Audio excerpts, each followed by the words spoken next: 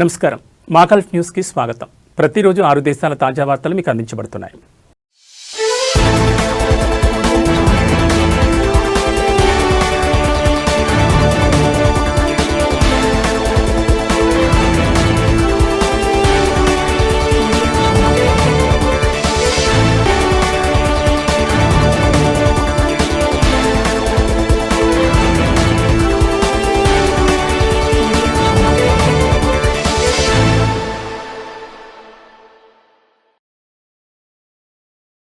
ఖతార్లో ప్రముఖ రిటైల్ కేంద్రమైన లులు హైపర్ మార్కెట్లో భారత 77వ గణతంత్ర దినోత్సవ వేడుకలు ఘనంగా నిర్వహించారు. ఈ సందర్భంగా ఇండియా ఉత్సవం ప్రారంభించింది. ఇది ఖతార్లోని తమ హైపర్ మార్కెట్ అన్నింటిలో ఫిబ్రవరి 2 వరకు కొనసాగుతుందని ప్రకటించారు. ఈ ఉత్సవాన్ని ఖతార్లోని భారత రాయబారి Vipul, Lulu group global director doctor Mohammed Altaf ప్రారంభించారు. ఈ వేడుకల్లో భాగంగా లులు హైపర్ మార్కెట్లలో ఇండియాలోని వివిధ ప్రాంతాల నుంచి సేకరించిన సేంద్రియ ప్రత్యేక వస్తువులతో సహా అనేక రకాల భారతీయ ఉత్పత్తులను ప్రదర్శిస్తున్నారు.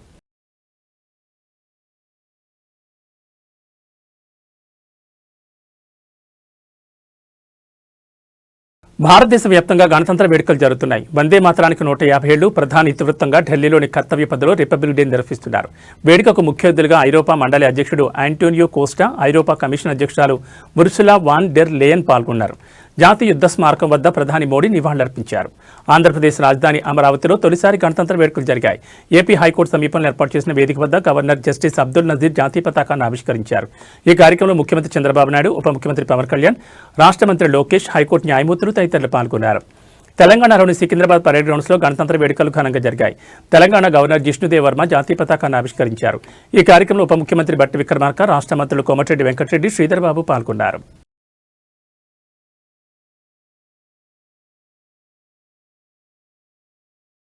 దుబాయ్లోని భారత కాన్సులేట్లో భారత 77వ గణతంత్ర దినోత్సవం ఘనంగా నిర్వహించారు. ఈ కార్యక్రమంలో భారతీయ ప్రవాసులు పెద్ద సంఖ్యలో పాల్గొన్నారు.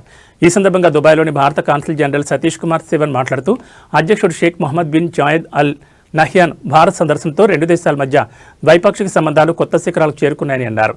రక్షణ, అంతరిక్ష సాంకేతిక సహకారం మరియు మౌలిక సదుపాయాల వంటి పలు కీలక రంగాల్లో ఒప్పందాలు కుదిరాయని పేర్కొన్నారు. భారత్, యుఏఈ మధ్య ద్వైపాక్షిక వాణిజ్యం $100 బిలియన్లను అధిగమించిందని, 2 దేశాలు 2032 నాటికి $200 బిలియన్లకు వాణిజ్యాన్ని పెంచేందుకు అంగీకరించాయని శివన్ తెలిపారు.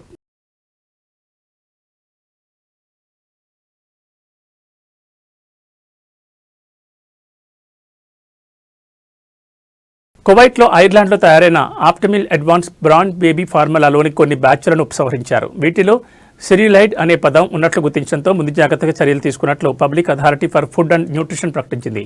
ఆప్టిమిల్ తయారీ డానోన్ సంస్థ స్వచ్ఛందంగా ఉపసంహరణ ప్రారంభించిందని rapid alert system for food ద్వారా అందిన నోటిఫికేషన్ తర్వాత ఈ చర్య తీసుకున్నట్లు అథారిటీ తెలిపింది.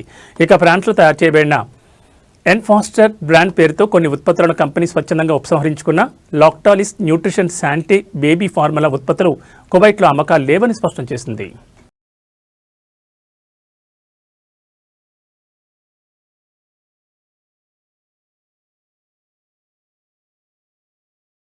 స్వాతంత్ర సమరయోధుడు మరియు జాతీయ నాయకుడు పసుంపోన్ ముత్తు రామలింగ తేవర్ గౌరవార్థం బహ్రెయిన్ తేవర్ పెరైవే అనే సంస్థ భారత గణతంత్ర దినోత్సవాన్ని పురస్కరించుకుని king Hamad university hospital blood బ్యాంక్లో ఒక భారీ రక్తదాన శిబిరం నిర్వహించింది.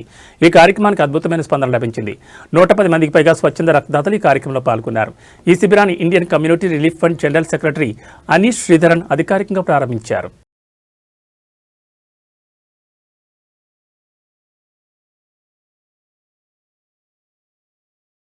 మస్కట్లోని భారత రాయబార కార్యాలయంలో 77వ గణతంత్ర దినోత్సవాన్ని ఘనంగా జరుపుకున్నారు. ఈ సందర్భంగా దేశభక్తి స్ఫూర్తితో పాటు భారత ప్రవాసులు ఉత్సాహంగా పాల్గొన్నారు. Charge d affaires Tavishi Behal Pandey Mahatma Gandhi విగ్రహం వద్ద పుష్పాంజలి ఘటించి వేడుకలు ప్రారంభించారు. అనంతరం భారత జెండాను ఆవిష్కరించారు. ఇండియన్ స్కూల్ మస్కట్ విద్యార్థులు జాతీయ గీతాన్ని ఆలపించారు. ఈ సందర్భంగా చార్జ్ డి అఫైర్స్ భారత రాష్ట్రపతి గణతంత్ర దినోత్సవ ప్రసంగంలోని కొన్ని భాగాలను చదివి వినిపించారు. ఇందులో భారతదేశ పురోగతి, ప్రజాస్వామ్య విలువలు మరియు భవిష్యత్ ఆకాంక్షలను హైలైట్ చేశారు.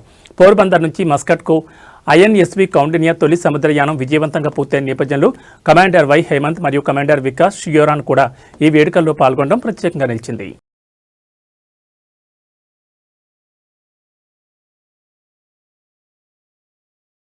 ఇవి మా గల్ఫ్ న్యూస్ విశేషాలు. మరో బులెటిన్లో మళ్ళీ కలుసుకుందాం. నమస్కారం.